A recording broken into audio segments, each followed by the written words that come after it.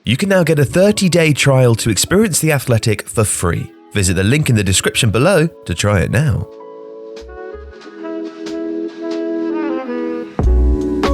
Most of the world are focused on the football during the European Championship.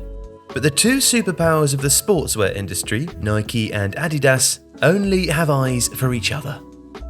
Coming into the tournament, market-leading Nike had the edge, with 9 of the 24 teams wearing its swoosh logo, and 8 wearing Adidas's 3 stripes.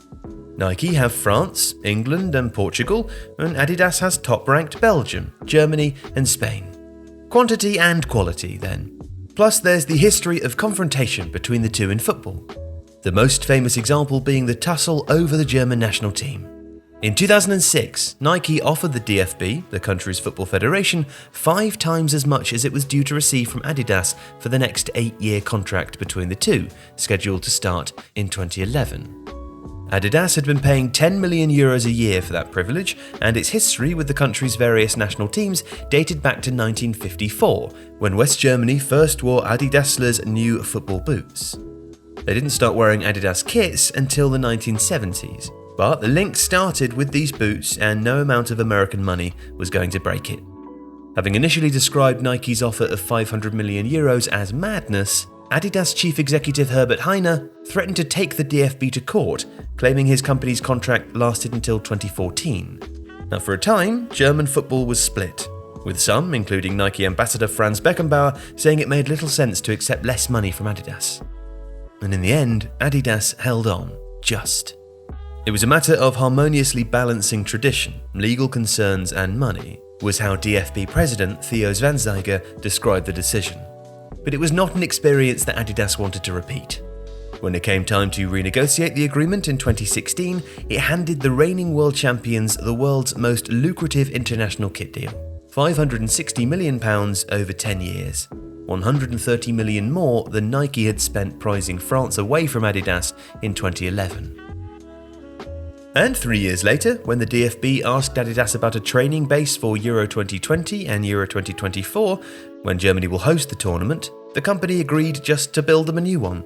On the site of an old US Army base in an undeveloped corner of its sprawling headquarters, Adidas built Home Ground. It's a 58-bedroom sanctuary that will house Germany for the duration of this summer's tournament, and the next in 3 years' time. It also boasts Adidasler Stadium, the company's international standard private pitch. When Die Mannschaft don't need it, Adidas will use it as a team-building venue and workshop space.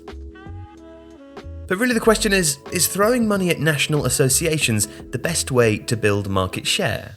The brands get 2 benefits from these sponsorships, marketing and sales, says Matt Powell, a senior industry advisor at US market research firm the NPD Group. They are betting on the teams that will go deep in the tournament to extend that brand exposure. And then, as we know, fans are quite nationalistic, so the sales of a team's jersey can be lucrative.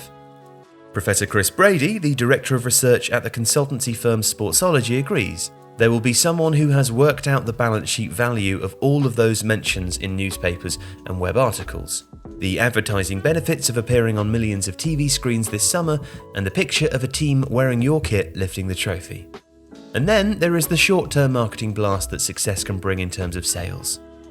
Dr. Peter Rollman runs PR Marketing, a strategic marketing agency based in Rheine, and has been studying these deals for years. What really counts is sales and market coverage, he explains. But basically the brands are looking for partners who will strengthen their position, promote their image, and make them money. And there is strong correlation between these deals and sales. To give one example, Adidas sold 2 million Germany shirts before the 2014 World Cup final, but then sold another million with the 4th star added by the end of the year. But does it work in quite the way it used to? Isn't the real action now on digital, in computer games and YouTube videos? And are youngsters imitating influencers or footballers? So Nike, for example, has noticeably reduced the number of footballers it is sponsoring to wear its footwear, as well as reducing the amount of money it pays anyone apart from its very biggest stars. Some sanity is returning to sponsorships, and the costs have at least stabilised, says NPD's Powell. But sport still has tremendous power over the consumer. Likes don't always equal sales. Dr. Rollman just believes the brands have got more sophisticated as the world has grown more complex. This is where the general economic insights come into play, he says. Is it better to sponsor a few very strong teams and athletes than having lots of inefficient partnerships? After all, there are activation costs, the amount sponsors spend on actual campaigns to promote their products to these deals. But without any marketing rights, a company is pushed onto the sidelines and becomes vulnerable to ambush marketing. The big sponsorships still provide proof of market standing and financial strength, which promotes customer confidence as well as generating media coverage.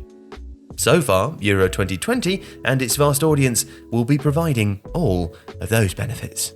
If you like this video, please subscribe to Tifo to help us on the road to 2 million subscribers. The Athletic brings you the best sports journalism in the world in a personalised experience, connecting you with the stories and teams that you care about the most. There's coverage of 13 sports, plus direct access to world-class journalists through live Q&As, discussions and podcasts. Not to mention, it's all ad-free. And you can try it now for free for 30 days by clicking the link in the description.